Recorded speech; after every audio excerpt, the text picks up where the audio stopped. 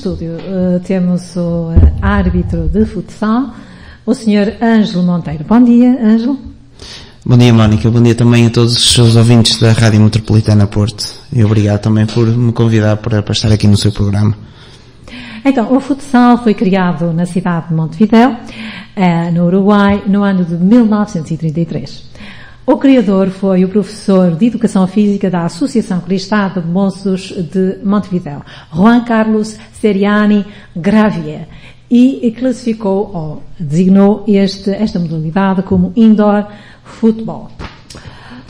Há quanto tempo, Ângelo, arbitra ou é árbitro de futsal? Bom, eu sou árbitro de futsal afiliado na Associação de Futebol de Porto. Sou árbitro desde 2007. Já estive nos quadros também da Federação Portuguesa de Futebol, como cronometrista. É verdade que a modalidade de futsal tem vindo a desenvolver e a ter um papel muito, muito importante no desporto português, porque fomos recentemente campeões europeus.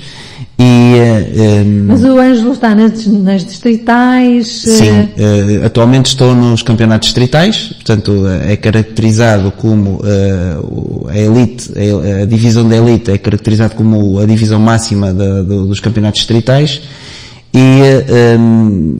a partir daí para cá posso arbitrar tudo, portanto sou árbitro desde 2007 e portanto fiz o curso aqui na Associação de Futebol Porto, como disse, que de alguma forma também tem ajudado a dinamizar a arbitragem. Formação, teve uma formação? Exatamente. Então quer dizer que o árbitro tem sempre que ter formação ao longo da sua carreira? Exatamente. Aliás, deixe-me dizer-lhe que no início das épocas desportivas o árbitro está sempre sujeito a provas quer escritas, quer físicas. Portanto tem que estar apto para tem poder que ser um bom atleta arbitrar. porque passa a vida a correr. Também. Também está ligado ao handball. Exato. Eu sei que as coisas que sabe. As diferenças entre o handball e o futsal é que o handball é com a mão, o futsal é um futebol de salão, não é? Mas em termos de características técnicas deve haver diferenças. Quais são elas? Há algumas diferenças, de facto. O futsal, como disse, é jogado normalmente dentro de um pavilhão. O futsal, para as pessoas que nos estão a ouvir e que não sabem, foi começado como futebol de salão, era jogado habitualmente quer em pavilhões, quer em ringues desportivos, os ringues de cimento, os chamados apavimentados. O handball também era assim, mas o futsal equiparado modernizou-se e é cada vez mais jogado, até por imposições de questões de segurança, porque há o contacto físico, e o handball também é muito contacto físico, e essa é uma das grandes diferenças entre o futsal e o handball, respondendo à sua pergunta. O handball é mais físico, há o contacto, o futsal também existe, mas por exemplo, no handball o agarrar, o choque, a agressividade é maior do que no futsal. Acrescentar ainda que o futsal, como disse, antigamente era jogado, conforme disse, em ringues e em pavilhões. A arbitragem era muito diferente, porque só havia um árbitro. Agora há dois. Eu diria que por vezes até há cinco, porque existe os dois árbitros de jogo, existe o cronometrista, existe o quarto árbitro, e existe também um árbitro que normalmente está ali, digamos, a supervisionar os bancos quando estamos a falar quando são as finais. Quando existem finais de taça. Com tantos árbitros, Ângelo, não pode haver falhas, e então continua a haver, e vai haver sempre, Mónica, porque errar é humano. Primeiro, errar é humano. E portanto, quando então o vídeo árbitro também. O vídeo árbitro ainda não se aplica no futsal. Ainda não está aplicado no futsal, é mais no futebol e em alguns casos. O handball, já não existem vídeos árbitros. Não existem mesmo vídeos árbitros. Quer seja nos campeonatos nacionais, quer seja nos campeonatos mundiais, quer seja, portanto, é muito diferente. Sempre gostou de desporto? Sempre gostei de desporto. O meu sonho era seguir desporto. E praticava alguma modalidade? Pratiquei futebol, fui campeão nacional no Boa Vista em 87. Fomos a primeira vez campeões nacionais em 87 nas camadas jovens, com o Mister Neca Matos, portanto muitas saudades que tenho. Ganhamos ao Benfica 1-0 no estádio de Fontela em Viseu e portanto tenho muitas saudades desse tempo, mas foram tempos áureos e que continuam a ser. Eu gosto muito de desporto, continuo a praticar desporto e é aquilo que eu sei fazer também no fundo, para além da paixão, como sabe, outras paixões que eu tenho. E entretanto, entre árbitros e treinadores há uma boa comunicação ou nem sempre, e porquê? Nem sempre, mas eu diria que há sempre questões que são saudáveis. Eu, por exemplo, tenho muitos amigos que são treinadores, e dou-me bem com eles, mas no futsal, estamos a falar em concreto no futsal. No futsal há muita, digamos, os árbitros não se dão muito bem ou por outra, os treinadores não se dão muito bem com os árbitros e vice-versa, porque não gostam muito do tocato lá, há muito esse, não direi preconceito, mas essa distância, essa tentativa de distância, até por aquilo que se ouve falar hoje em dia nos subornos, naquelas coisas tu conheces este e beneficias este em função daquele, e portanto há sempre essas, entre comas, essas bocas que não são agradáveis. Eu diria que tentaram subornar, mas não conseguiram, portanto tentaram, sim. Ser árbitro em Portugal é compensador? Não. Eu refiro-me em termos pessoais e financeiros. Não é. Longe, há pessoas que nos dizem, vocês vieram aqui ganhar dinheiro, por não sei o quê. Não é nada compensador. Se nós somarmos tudo àquilo que existe, dos transportes que nós fazemos, as locações que fazemos, o tempo que perdemos, as chatices que nós temos, as bocas que nós ouvimos e os insultos, em detrimento da nossa família, se calhar não é compensador. Nós às vezes, eu tenho jogos... Falou agora em ser insultado. É insultado Sim. Normalmente pelos adeptos das equipas que não saem vencedoras, ou também há ali um picar dos pais, como o Vítor Santos disse, a pressão dos pais em cima de Sim, também. Hoje em dia é frequente, eu diria e acrescentava o simples facto de hoje não somos miúdos que jogam futsal, neste caso, ou futebol, ou outra modalidade qualquer, mesmo handball, já se vê isso. Não somos miúdos que praticam desporto, são os pais. E esses pais que deveriam incutir nas crianças a educação que naturalmente têm em casa, presume-se que tenham em casa, por vezes não a levam para os pavilhões, ou para os campos de futebol, ou outro recinto desportivo. Claro. Porque são cada vez mais os pais que gostam de ser treinadores, gostam de fazer tudo, gostam de ser árbitros, gostam de ser jogadores, eles entravam pelo recinto dentro e marcavam golos, e só eles é que marcavam os golos.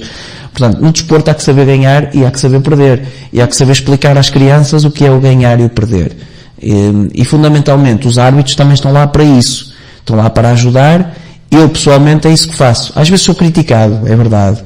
Às vezes sou criticado por colegas em formação que me dizem, não sei porque é que tu vais lá ensinar o miúdo, eles têm um treinador, o treinador está lá para isso. Não, nós árbitros também temos essa função. É aquilo que eu entendo. Temos essa função pedagógica de ensinar o miúdo a colocar a bola em jogo, ensinar-lhe determinadas situações, parar inclusivamente o jogo, assistir em primeira mão o atleta que esteja lesionado, no meu entender, deverá ser sempre o árbitro, porque é ele que está na linha da frente, é ele que está logo ali para poder auxiliar o miúdo. Eu posso lhe dizer, Mónica, que há 3 anos atrás, em Gondomar, um jogo que eu fui arbitrar, o miúdo não teve mais aflição, porque fui eu o primeiro a chegar ali e de alguma forma socorri o miúdo, e fui o primeiro, porque por vezes estes clubes mais pequenos não têm, digamos, as pessoas indicadas para serem os massagistas, para terem aquela formação adequada não direi médica, mas de socorrer, e o miúdo estava numa aflição tremenda porque tinha dado com a cabeça no poste da baliza e ele estava ali mesmo inanimado, e eu fui o primeiro a socorrer o miúdo, fazendo aquelas manobras de reanimação, etc. Portanto, o árbitro também tem essa função, e eu entendo que deve ser assim. Ângelo, falava há pouco em crianças, mas não arbitra só jogos com crianças. E estamos a falar em que idades? Bom, nós estamos a falar de idades, portanto, há vários escalões, o traquinas. O traquinas o que é? Traquinas são crianças que têm 7 ou 8 anos, são chamados traquinas. Depois temos os benjamins. Ai, que giro. E depois temos os infantis, os iniciados, que são crianças a partir dos 12 anos. Uhum. Depois temos os juvenis, a partir dos 14, 15, mais coisa, menos coisa. E depois temos os júniores, que já estão ali naquela fase da saída da adolescência para a exatamente, adulto, não é? Correto. Portanto, e depois ainda existe, dentro dessa categoria, existe os chamados sub-20. O que é os sub-20? Os sub-20 são aqueles atletas cujas as idades estão próximas, já estão ali próximas dos séniores, e então eles estão na parte da formação. Aliás, eles estão todos na parte da formação. A questão é que eles, ao saírem para os séniores, há aqui clubes que acionam as chamadas cláusulas quando são transferíveis para outros. Imagino que estão num clube A a fazer a formação e chegam ali àquela idade, vão para o clube B. Ao passarem para o clube B, portanto um outro clube, o clube B vai ter que compensar o clube A pela formação que aquele atleta teve ao longo do seu percurso. A compensação é uma taxa, chamada taxa fixada pela Federação Portuguesa de Futebol, que anda à volta dos 140 euros por aí. Portanto, o Ângelo Monteiro arbitra vários jogos ao fim de semana ou durante a semana? Como é que isso depende. Maioritariamente é ao fim de semana. Maioritariamente é ao sábado e ao domingo. E os jogos que arbitra é aqui nos arredores da grande... É Distrito do Porto. Sim. Maioritariamente é Distrito do Porto, maioritariamente é ao fim de semana. Há situações em que a Associação de Futebol do Porto nomeia para, no caso concreto nomeia, estamos a falar de futsal, nomeia para a semana, porque há jogos em atraso, há acertos de calendário e por aí fora. Portanto, já o handball é maioritariamente ao fim de semana. Porquê que os árbitros são sempre culpados, mas também os treinadores, quando em campo há qualquer situação que corre menos bem para uma das equipas? Acha que é justo ou nem sempre será justo? Bom, isso é um juízo, eu entendo isso como um juízo de valor, que cada um dá esse juízo de valor. Eu posso lhe dizer que há situações, pronto, normalmente é verdade, normalmente a culpa de qualquer situação é sempre do árbitro, mesmo que não seja, é sempre do árbitro. O árbitro é que é o culpado de tudo. Portanto, o árbitro inclusivamente é o culpado de um jogador falhar um golo com uma baliza escancarosa aberta. Portanto, é o árbitro que é o culpado. Eu diria e acrescentava que o árbitro só não joga sozinho, porque de resto o árbitro, para haver um jogo é sempre necessário haver um árbitro. Portanto, não há jogo que não exista árbitro. Claro. E portanto, o árbitro é sempre, permita-me a expressão sem sentido pejorativo, mas é sempre o bode expiatório para a coisa, quer dizer, quando tudo corre bem, mesmo não correndo, foi fantástico. Quando a coisa não corre bem, a culpa é sempre do árbitro. Não lhe posso dizer mais nada. Portanto, não há solução, não é?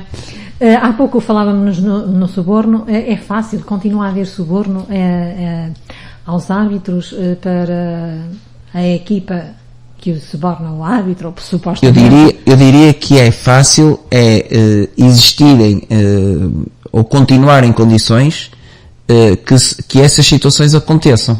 Eu vou ser mais claro, ou tentar ser mais claro. Eu diria que não existem condições quer por parte de associações, quer pelas parte das federações, estamos a falar no desporto em geral, que permitam fazerem uma articulação com as autoridades no sentido de dissuadir essas pessoas que tentam fazer os subornos, porque os subornos vão continuar a existir de uma maneira ou de outra. Invariavelmente poderão cair ou não. Para haver suborno tem que haver portanto, tem que haver um emissor e também tem que ter um receptor. Portanto, nesse sentido, não acha, Ângelo Monteiro, que se os árbitros fossem bem pagos, não cairiam em tentação? Sim, provavelmente, mas mesmo assim continua-se a existir nesse sentido. Ou seja, repare, estamos a falar num alto nível.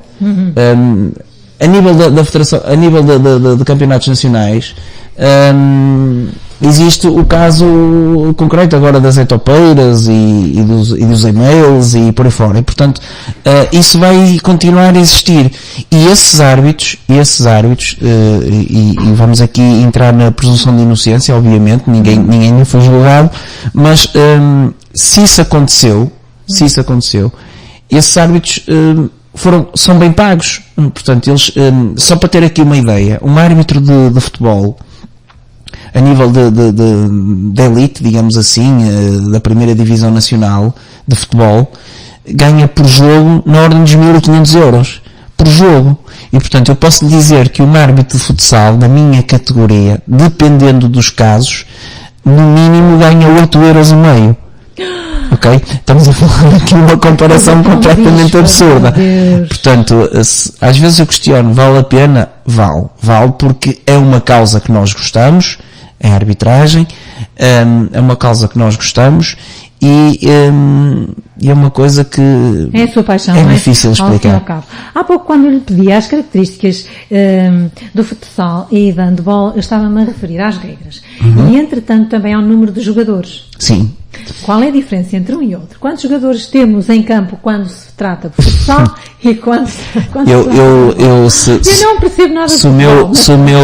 Se o meu formador, digamos assim, da academia me estiver a escutar, ele vai seguramente lembrar-se de uma pergunta que eles habitualmente também nos fazem nos testes, e portanto a Mónica está-me a fazer precisamente uma pergunta ao teste, e eu vou-lhe responder de duas formas. Primeiro, objetivamente, em regra, para haver um número mínimo de jogadores de futsal, são 3. Legalmente, são 3. Eu explico-lhe porquê. Normalmente são 5. Sim. E porquê é que no mínimo são 3? Porque o mínimo é, quando se entra para campo, tem que ter 5 jogadores. Um deles tem que ser o guarda-redes. E um deles também tem que ser o capitão da equipa. Portanto, esses têm mesmo que existir. Ok? Só sobram 3 então. Então sobram 3. Mas imaginemos que há um jogador que se lesiona ou que é expulso. Portanto, é reduzido a 4. Ok? Sim. Pronto. Imagine que durante a partida volta novamente outro jogador a lesionar-se. Joga com 3. Ok?